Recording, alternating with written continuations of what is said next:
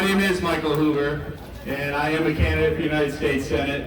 I do want to thank each and every one of you for coming out today. I know that you could be doing one of 100 different things, but you cared to come here because you are on the front line. You're on the front line, and God bless you for doing it. You know, I started this campaign. I was the first candidate for the United States Senate. I launched back in on 2/2/23. And you know, I've talked to tens of thousands of you now across the state.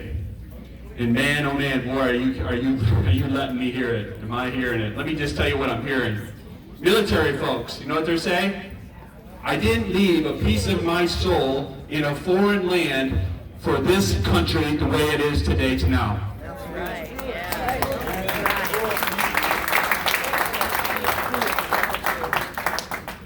I got moms and dads saying it's time for us to take things into our own hands. School. Yes. Yes.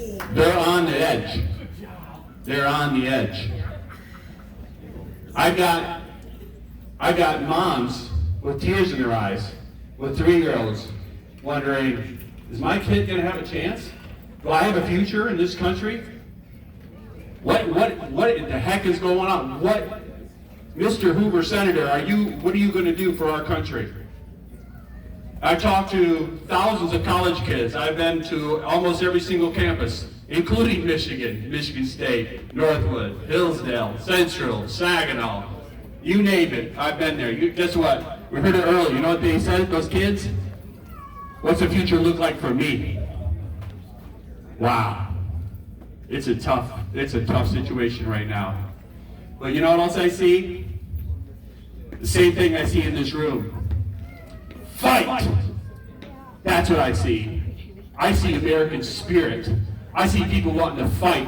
I see people saying, I'm taking back my country. No more are we going to have slave labor coming across our border. No longer are we going to allow children and women to be raped at our border. Yes, amen.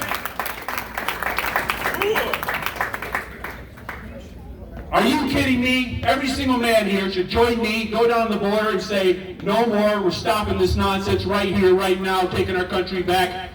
Exactly. This is our America. We are better than this. We cannot let this happen to our country. We won't let it happen to our country. I'm from the working class. Can you tell? I got a little blood in my veins. I shake a little bit because I worked on the factory floor. I ran a screw operating machine. I was covered in oil from head to toe. My mom and dad worked in the factory. Guess what the sad thing about that is? Those factories are gone. All gone. Tecumseh Products gone. Fisher Guide gone. Clark Equipment gone. Goodyear gone. Why? Because we had the elite stand up and say, you know what? This inflation thing, we can handle it. We'll just offshore all your jobs to China, and then we'll buy all this shit product from China. You heard me say it. And it shut our working class down. I am a working class American. I love this country. I love this state. I have truly lived up and down from starting with being able to put 2 nickels together to being able to stand in front of you today. If you want to work hard and you want to get ahead, you can do it in this country. This is the United States of America. Is it tougher than ever? You bet your butt it is.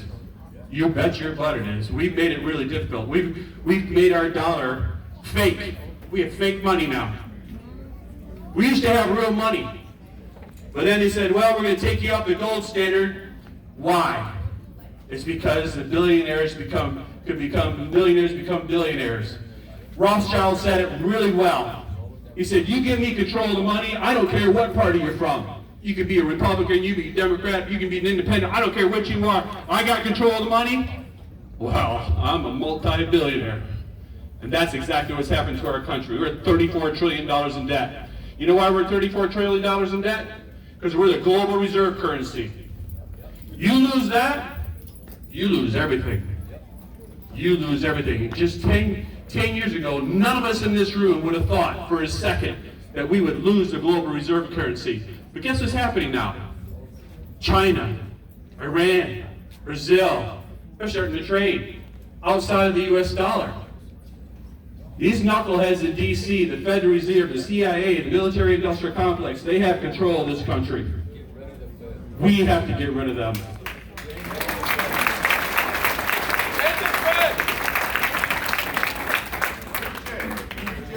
My commitment to you, every single American in this room, I will not buy stock when I go to DC. You will know every single meeting that I have. I will not monetize my service while I'm servicing servicing the country.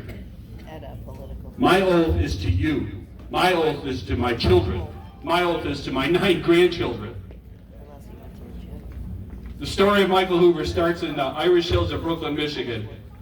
Mom and dad were factory workers, you heard that. I worked for the farmers. That doesn't come out of you. When I was a senior in high school, I became a single father to a beautiful baby girl. She's 40 years old. She has 3 beautiful grandchildren of mine.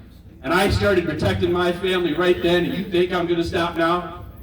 There's nothing that I can't do. There's nothing I won't do. There's nothing that we can't do as Americans to take our country back. I've overcome more than most.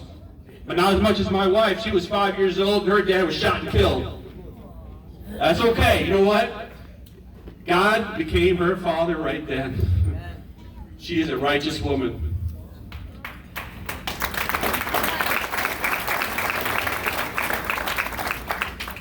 We moved to the city of Detroit. I got a job in a factory. We figured out that that wasn't the place for us. But I tell you one thing we did see: no dads. No dads in the homes, no dads in schools. I talked to 20 pastors in the city of Detroit. You know what they want? Dads back in homes. Hover4Senate.com, we do just that. We put dads back in homes. We undo the policy from 64 that took the dad out of the home. Put dads in homes, we stop crime. Education goes up, income goes up. Dad's got to have a place. Man, I'm so glad I had the parents' idea that I could raise my little baby girl, because she's a dynamo. If she was standing here, she'd be yelling louder than I am. We did live American dream. We really did. You know, we got a job at the Dow Chemical, and then eventually my wife and I created businesses that transformed our industry, automotive industry, and recycling industry. We recycled 500 million pounds of plastic waste into production of car parts. Think of it, junk into cash. Not a bad deal. But at the same time, it made our land, our air, our water cleaner. Put that up against Alyssa Slotkin. You know, one of the things we should talk about is Alyssa Slotkin. We know that's who the competition is. Yeah. So then you have all got to make the decision. You got to say, who can beat Alyssa Slotkin? Yeah. You know what I hear from Democrats, independents, certainly not from Republicans, but I'll just tell you the truth. You want to know what they say about her? I like her. She's likable. She's decent. Now, she votes 100% for Biden. She signed a secrecy agreement with the CCP. She read a transgender book to elementary students. Her husband never could vote here in the state of Michigan. She voted 100% with Biden. The lady's a ghoul. But guess what? I got to be likable too. Yes, I'm fiery. Yes, you can see the passion. Yes, you can feel the blood boiling in my veins right now to protect this country, to protect every single one of you, to get our border back, to get our jobs back, to make our dollars hard, to fight for the American worker. You bet your butt I will do that.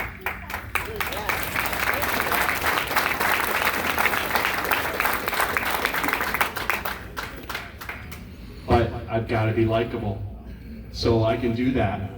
Because I've got 20 in the Hoover family. There's 8 millennials. My mom's 85, we include her in the 20. My wife and I, we have 9 grandchildren. We represent every single community in this state. We lived in the city of Detroit. We lived in the suburbs, small towns, farm towns. We can relate to people, because guess what? We've lived it. We've lived in the farm. I can understand you as a farmer. I've been on the factory floor for thousands of hours. I can relate to you. I can feel the pain that you're in, that you can't pay for your bills. I've been with a $100 billion CEO, and I can negotiate his butt right down to the floor. Michael Hoover for U.S. Senate. It takes a Hoover to clean up D.C. Quick question for you. It's up to you. Would you like to take up to 2 questions from the audience? So Mike's wanting to take 2 questions from the audience. Anybody raise your hand? I'll come see you. Anybody have a question? We have one over here. Okay. What do you do about the weaponized DOJ? Yeah. So it's not just the DOJ, right? But to answer your question, we've got to go through and we got to start slicing out. It's not just one layer. It's not 2 layers. You know, when a big business goes under or another business buys another business, guess what happens? It's a purge. They want their own people back in there. Guess what we got to get back inside? We got to get American, United States, people from the outside in. We can no longer have lobbyists and bureaucrats going into the DOJ, the FBI, the CIA, the EPA, every single one. We got to take layers and layers of these people out because they're killing our country day by day. I promise you this. I won't go in there and modify. I won't go in there and try to adjust. No, my job every single day, thank God to Kevin Roberts for the Heritage Foundation for putting his arm around me, President of Heritage. He said, Michael Hoover, your job every single day, I'll arm you up, is to destroy the agencies, fire the bureaucrats, and end the regulations to take our country back. Thank you, Mike. Another question? Yeah, Mike, what would you do about the government surveying American citizens? That one hits home a little bit, doesn't it? Patriot Act, CISPA, thank God CISPA didn't get through. Sorry, Michael Rogers. Sorry. We have a right to our privacy in this state and in this country. No one should look at you through your phone, your computer, your TV, whatever you're doing in your life. Your bank. Thank God for that. Anything and everything that you hold dear in private to your own personal, that's freedom. You take away your privacy, you lost freedom.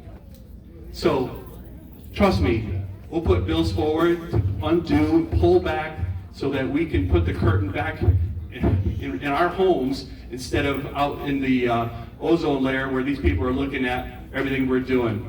Thank you, Mike. Satellites. Thank you very much. Really appreciate it. Thank you. Stan, what number was that?